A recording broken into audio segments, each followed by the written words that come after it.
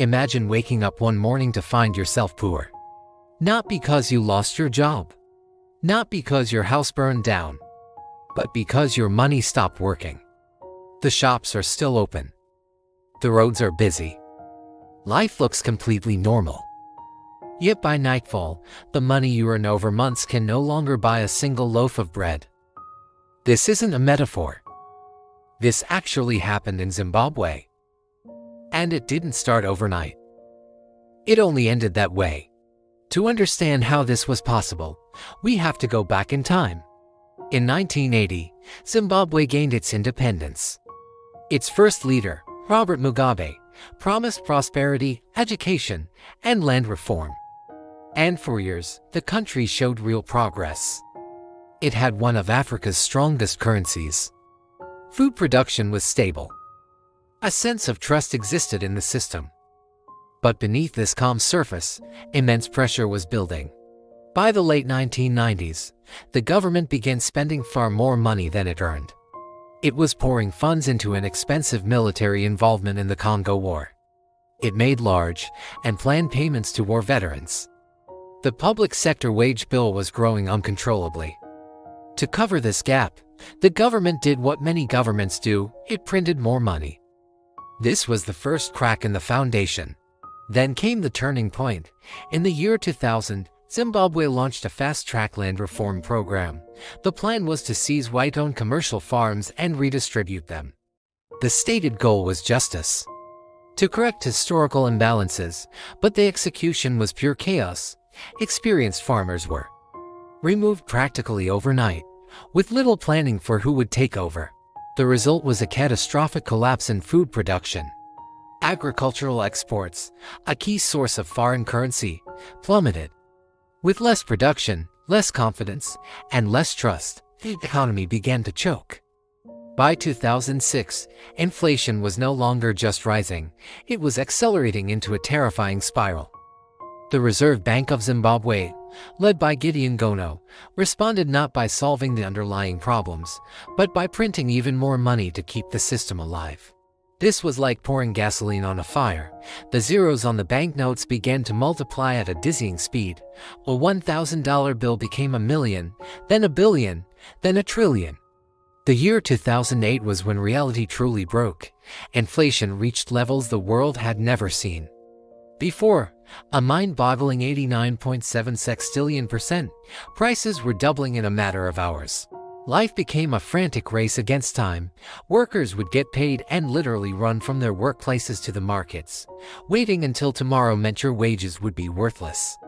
Some companies started paying their employees twice a day just so they could have a chance to buy something, anything, of value. Parents carried backpacks overflowing with cash just to buy groceries. Children, with no concept of its value, played with stacks of useless banknotes in the streets. Money still existed physically, but it had lost its most fundamental function. It no longer stored value, and once money stops storing value, it stops being money. It becomes colored paper.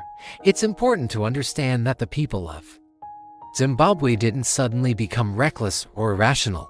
They became perfectly rational actors in an irrational system.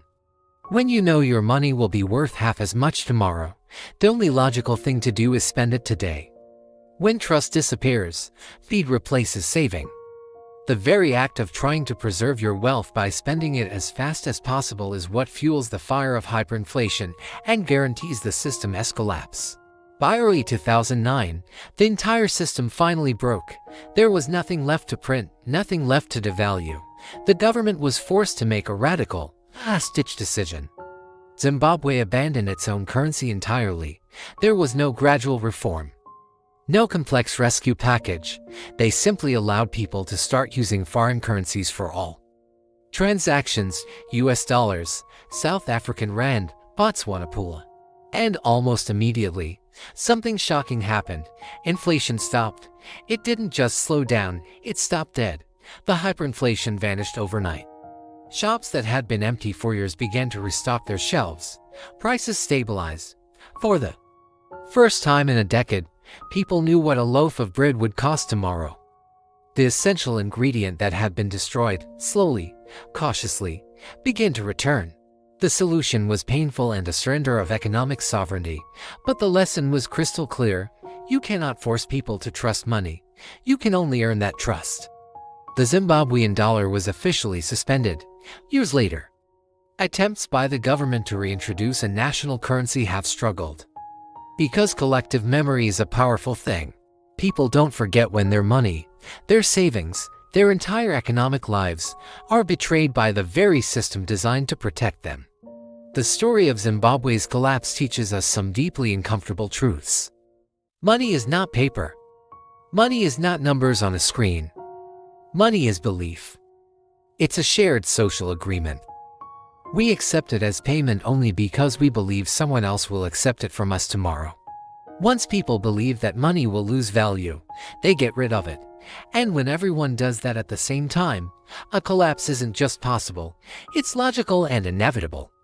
Hyperinflation is not a random financial accident. It is a trust failure. It begins long before the prices start to skyrocket. It begins when a country's institutions, its government, its central bank stop being credible. It begins with small acts of fiscal irresponsibility that chip away at the foundation of belief. And this is why this story is so important. Zimbabwe is not some strange, unique case. History has shown this exact pattern again and again, in different countries, at different times. Weimar Germany in the 1920s, Hungary after World War II, Yugoslavia in the 1990s.